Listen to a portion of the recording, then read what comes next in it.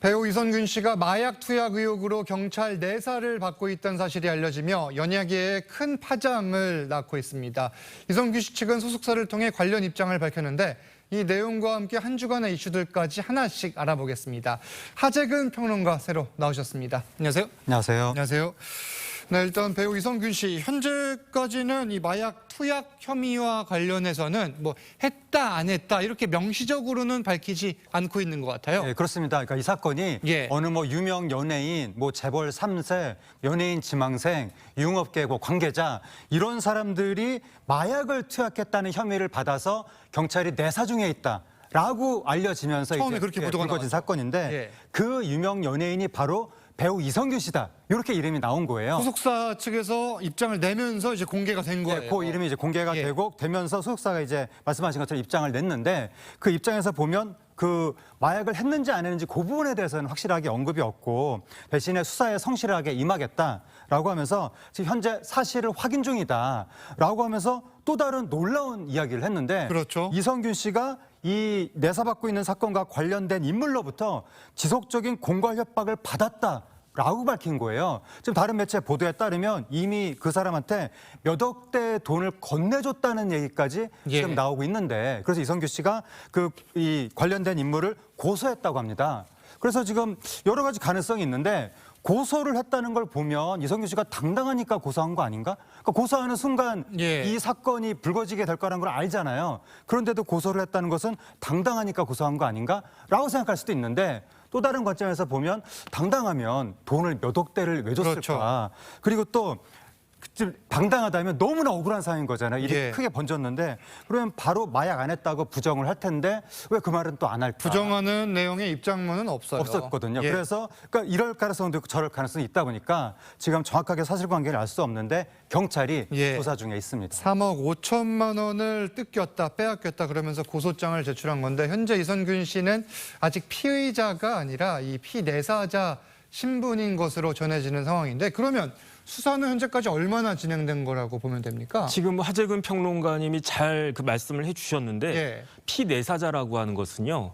피의자의 직전 단계란 이야기예요. 그런데 지금 보면은 그 이선균 씨 혼자만 투약했던 것 같지가 않고 여러 공범들이 있지 않습니까? 더 중요한 거는 지금 하재근 평론가 말씀하신 것처럼 공갈을 당해가지고 3억이 넘는 그런 거액을 지급을 했단 말이죠. 그 이야기는 뭔가 약점이 있었다는 것으로 추정이 되기 때문에 지금 이런저런 그 정황을 봤을 때 그 이선균 씨가 마약을 했을 가능성 굉장히 높아 보이고 그렇기 때문에 곧 피의자로 전환될 가능성은 굉장히 높다. 저는 그렇게 개인적으로 판단이 됩니다. 뭐 아직 단정할 수는 없지만 피의자로 전환이 되고 뭐 기소까지 이루어질 가능성이 높다 이런 설명인데 그러면 수사 상황에 따라 이선균 씨가 인천지방경찰청 앞 포토라인에 설 수도 있는 겁니까? 포토라인에는 당연히 서겠죠.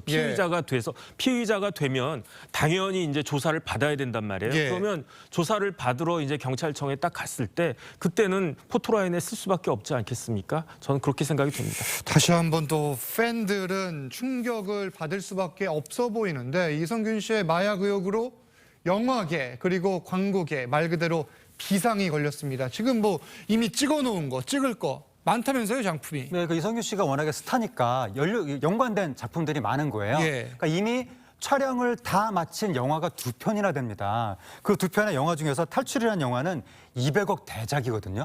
촬영을 다 마쳤는데 이제 와서 배우를 교체할 수도 없잖아요. 그러니까 이 상황의 추이를 보고 있는데 굉장히 지금 심각한 상황이고 개봉 일정 자체에 지금 차질이 생기는 거 아니냐 그런 얘기도 나오는데 또 한편으로 한 드라마도 이번 주말부터 이선균 씨의 촬영이 예정된 드라마가 있었거든요. 촬영 지금 무기한 연기됐고 지금 이선균 씨 캐스팅이 유지될 수 있을 것인가 거기에 대해서 고민하고 있는 단계인데 또 다른 드라마가 있습니다. 이선균 씨가 캐스팅이 된 드라마가.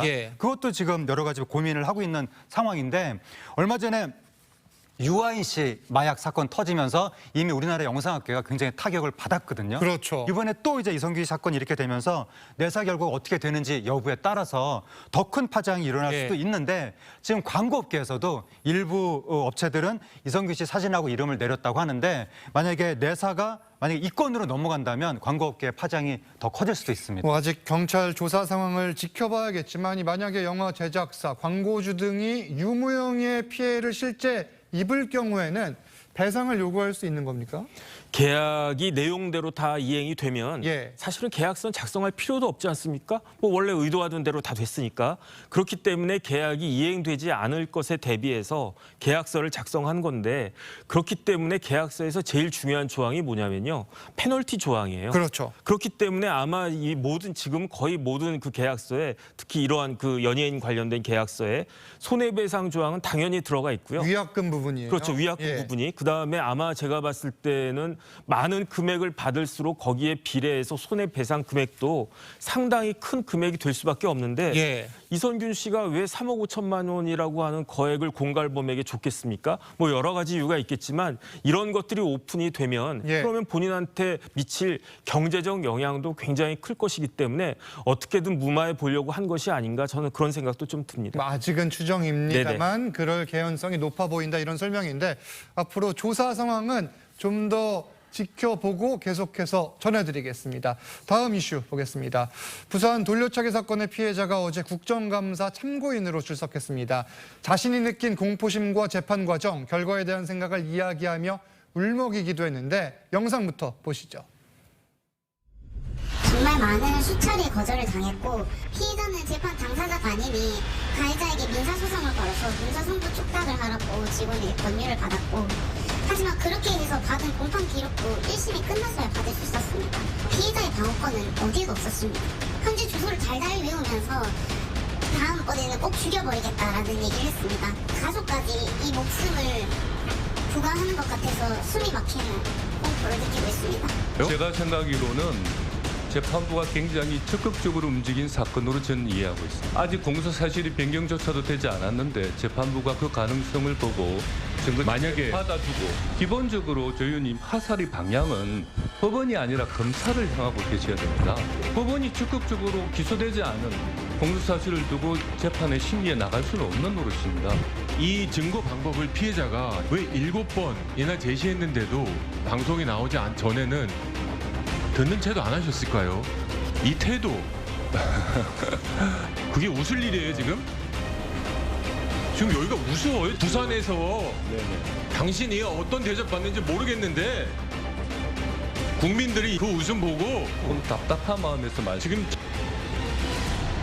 이 피해자는 공포심을 이렇게 느끼고 있는데 이 법원장은 웃음을 보이고 또 이 책임을 검찰 쪽으로 돌려서 또 논란이 되고 있어요. 일단 요즘은 개인정보가 굉장히 중요하지 않습니까? 그런데 재판을 하다 보면 뭐 증거 자료 등을 통해서, 왜냐하면 재판 자료는 원고나 피고 모든 사람에게 같이 공유가 돼야 되기 때문에 그런 증거 자료 등을 통해서 개인정보가 이렇게 흘러나가는 경우가 사실 굉장히 많이 있어요. 그래서 이제 이런 부분들에 대해서 법원도 그렇고 수사기관도 그렇고 주의를 많이 기울이고 있는데 그런데 이번 케이스 같은 경우에는 이제 그런 부분들이 좀 미흡한 측면이 있지 않았는가. 더군다나 피해자가 그냥 피해자가 아니고 가해자가 그냥 가해자가 아니지 않았습니까? 그렇죠. 피해자에 대해서 보복하겠다는 그런 생각까지도 은연중에 내보냈던, 거의 노골적으로 내비쳤던 그런 사람이기 때문에 더 중요하게 생각을 했었어야 됐는데, 그런데 저 법원장 말씀 중에 맞는 말도 있어요. 어떤 말이 있냐면 법원은 적극적으로 어떤 걸 하는 기관이 아닙니다.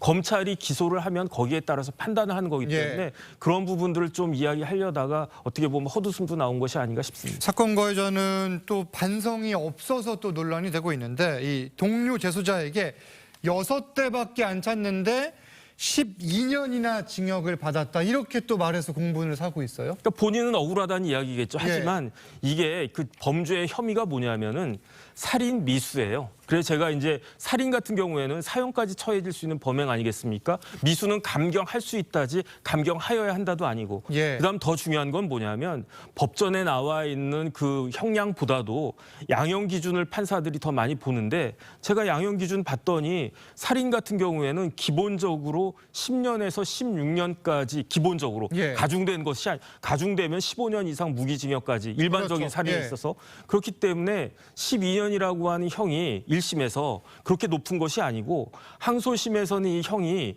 범죄가 바뀌었어요. 강간살인 미수로. 그렇기 때문에 지금 저 사람이 받은 형량이, 양형이 그렇게 뭐 과중하다, 잘못됐다 그렇게 볼 여지는 전혀 없다라고 저는 생각이 됩니다. 알겠습니다. 이 가해자가 지금 구치소, 교도소에서 얼마나 반성을 하고 있는지 국민들이 지켜보고 있다는 점을 조금 명심을 했으면 좋겠습니다. 두 분과는 여기서 인사를 나누겠습니다. 감사합니다.